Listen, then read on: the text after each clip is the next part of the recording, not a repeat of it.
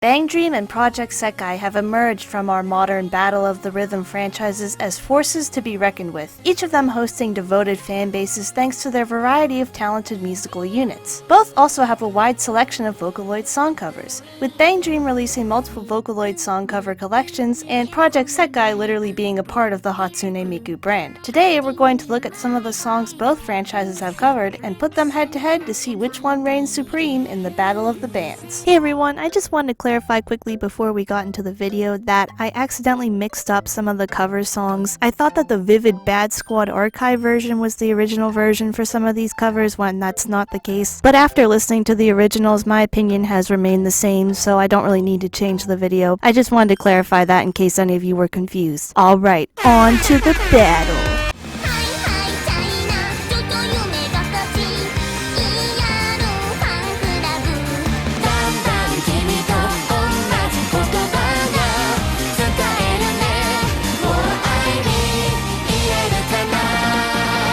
One Two Fan Club is a cute and upbeat song that's perfect for Hello Happy World and Wonderland Showtime. The rock instrumentals of Hello Happy's cover have a nice groove to them, and Kokoro's vocals have an adorably playful sound. Although, I was disappointed that Bang Dream didn't make use of the fact that One Two Fan Club is originally a duet and let another member sing with Kokoro, as I think Hagumi and Kokoro especially would be super fun singing together. This is where Wonderland's Showtime gets the upper hand in this track. Along with the fact that I enjoy their more chiptune sounding instrumentals, all of the members sound great on this cover, and their voices overlap in some really nice harmonies at the chorus. Because of this, Wonderland Showtime gets the win for One Two Fan Club.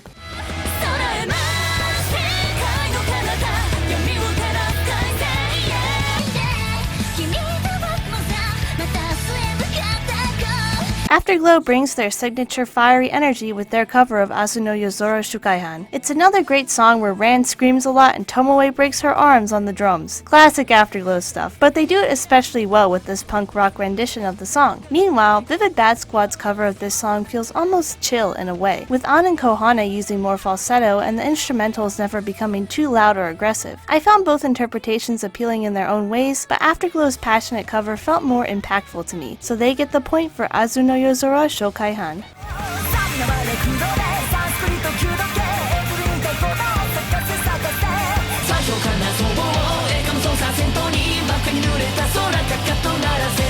Both Reza Sulan and Wonderland Showtime are high-energy groups that are suited to cover the rapid-fire Buriki no dance, although it's clear from their renditions that their styles are still fundamentally different. Tsukasa and Rui, well, also Len, but he's a computer, carry their challenging vocal lines effortlessly, but I felt like the instrumentals really let them down by being a little too simplistic for such an overwhelmingly fast song. Reza Sulan, on the other hand, made up for these flaws by doing a great job of playing around with the composition and adding plenty of electronic stings that gave the song some spunk, as well as layers even more energetic vocal performance. With that, Reza Sulan races to victory for Buriki no dance.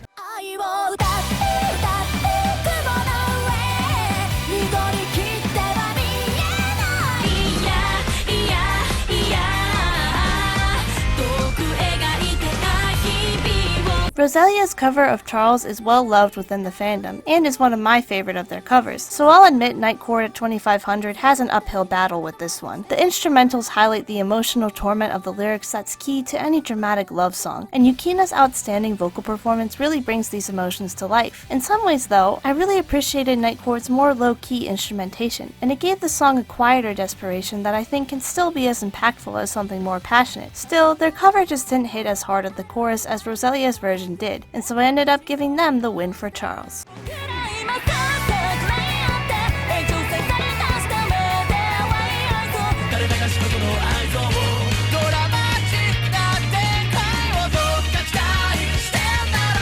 Outside of hearing his music in Bang Dream, I actually really appreciate Eve's unique sound and the complex instrumentation he brings to each of his tracks, and dramaturgy is certainly no exception to this. Getting to hear Ron and Kasumi duet on this song, supported by Afterglow's rockin' instrumentals, is amazing, and their mix of intense and heartfelt vocals works perfectly for the angst of dramaturgy. I love their cover in basically every way and have listened to it in a healthy amount of times. But look, I really hate to do this to my Vivid Bad Squad boys. Both Toya and Akito are singing their hearts out here, and it pays off. I know I had a bit of a rocky start with Akito. Fine, we'll go for this guy because he's in Vivid Bad. What did I get?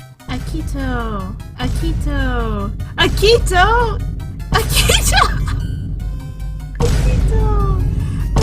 This is ridiculous. But I'm warming up to him now, his voice is hot. Overall, Vivid Bad Squad's cover didn't bring as much intensity as Afterglow's version did, so they win the battle for dramaturgy.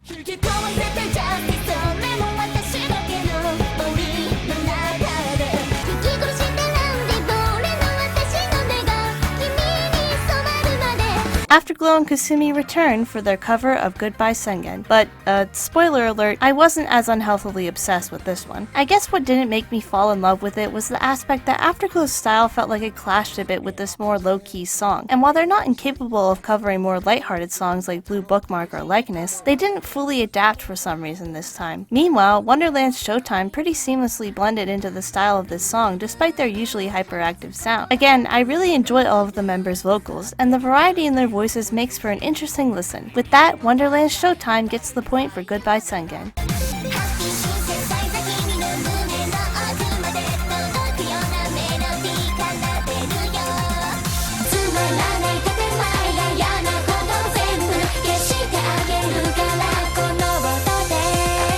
Pastel Palettes and More Jump are both the most idol-esque units of their franchises, and they each do a great job with the adorable duet Happy Synthesizer. Aya and Chisato provide beautiful vocals over a fun instrumentation that mixes the electronic elements of the song well with Pastel Palettes' rock instrumentals. But somehow, More Jump managed to out-cute Pastel Palettes. Each member's heartfelt vocals put a smile on my face, and I enjoyed that they fully leaned into the chiptune sound of the song with their instrumentals. More Jump earns the win for Happy Synthesizer.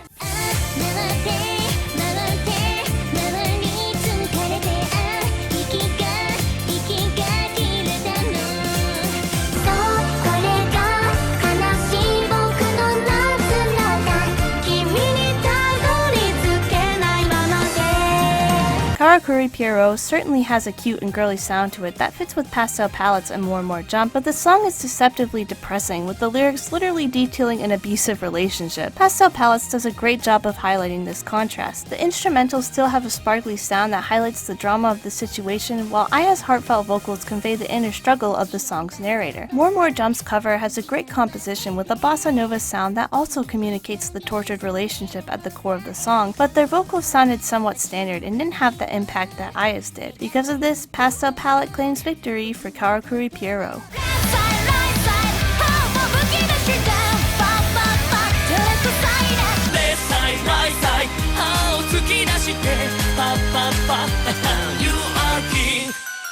I guess I'll cut to the chase with this one because it's pretty clear cut for me which cover I prefer. Roselia's cover of King was the first version I heard of the song, and this probably influenced my opinion, but ever since then, I felt that the song's original synthesized instrumentals do a big disservice to its overall impact. The gothic heavy metal instrumentals that Roselia brings just fits the deviously unhinged nature of the track better. So while I enjoyed Tsukasa and Rui's mischievous vocals, their version really pales in comparison to Roselia's for me, which gives them the crown for the King song cover battle.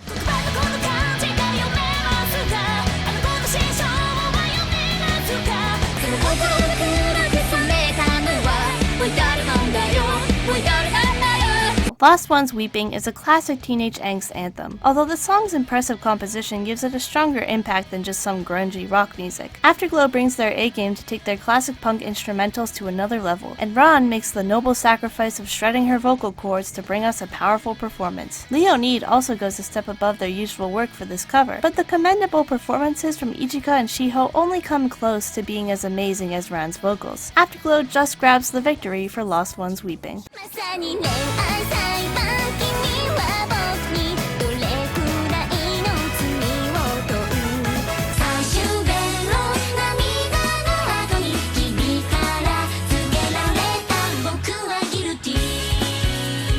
The playful and mischievous sound of Renai Saiban is a perfect fit for Hello Happy World and More Jump. Kokoro has plenty of fun with this track, and the high-energy instrumentals add to this exciting cover. Minori, Airi, and Miku deliver a fun vocal performance that's complemented by punchy jazz instrumentals. In some ways, I think that Hello Happy World got a little too happy with their cover, and the overcrowded instrumentation took away from the more low-key aspect of the song. More Jump, though, captured this vibe perfectly, so they get the point for Renai Saiban.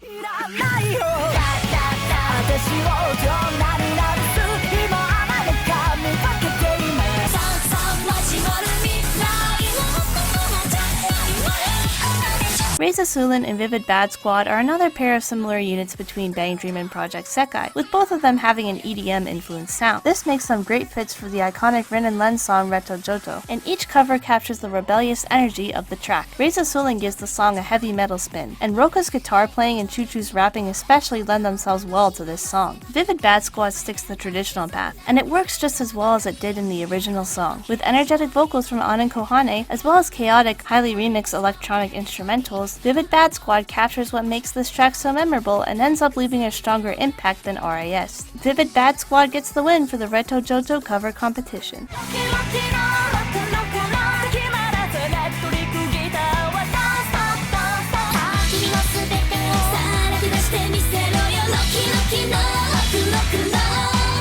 I've heard so many renditions of Rocky that the opening riff activates my fight or flight at this point. Still, I enjoyed both Afterglow and Leonid's covers. Afterglow sticks to what makes the composition great while building on it in a lot of cool ways. The wah-wah guitar and slapping bass, along with Round and Mocha's playful duet, add a unique spin that really sets their cover above other renditions. Unfortunately, that includes Leonid's, whose standard instrumentation and vocals from Ichika and Miku doesn't do anything to make their interpretation exceptional. Afterglow earns the victory for Roki.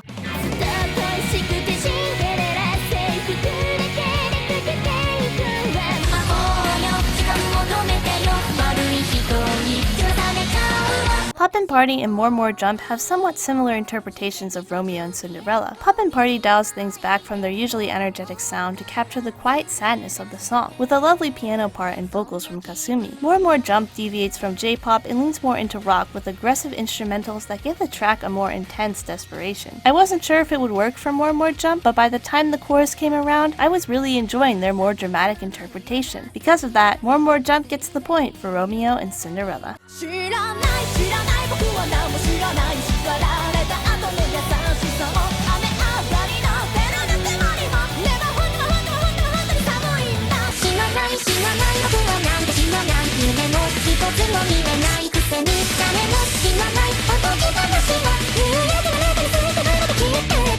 Even if you haven't heard the infamous song, you can tell how over-the-top 6 trillion years and an overnight story is just from the lengthy title alone. Luckily, insanely fast and complicated rock compositions are Roselia's jam, and they bring a powerful instrumentation and incredible vocal performance to this track. Leonid sticks pretty close to the original with their cover. Ichiko brings her all and it pays off in an impactful vocal performance, but I find the techno-style instrumentals to be too bright, and they don't properly convey the weight of the track. Roselia claims victory for 6 trillion years and an overnight story.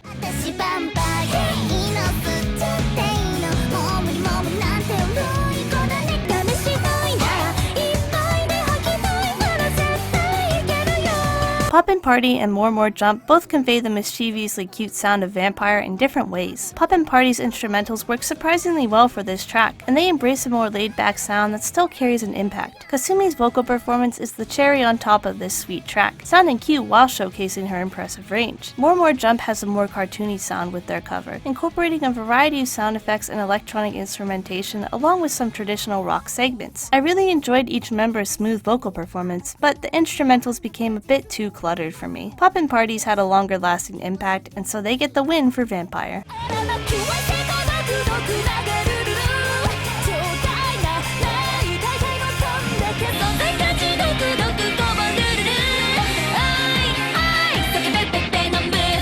Venom has a spunky rock sound that seems like an obvious fit for Afterglow, but it also works surprisingly well for Nightcore 2500. Afterglow's punk rock cover with rough instrumentation and intense vocals from Rand brings an edge to the song. Meanwhile, Nightcore combines rock instrumentals with a more poppy, electronic sound that I think suits the track even better. Along with that, Mizuki and Enna's vocal performances perfectly blend the more laid-back, playful segments of the song with the more passionate moments. Their cover is a perfect mix of the different layers that makes the song memorable, and so Nightcore 2500 gets the point for Venom.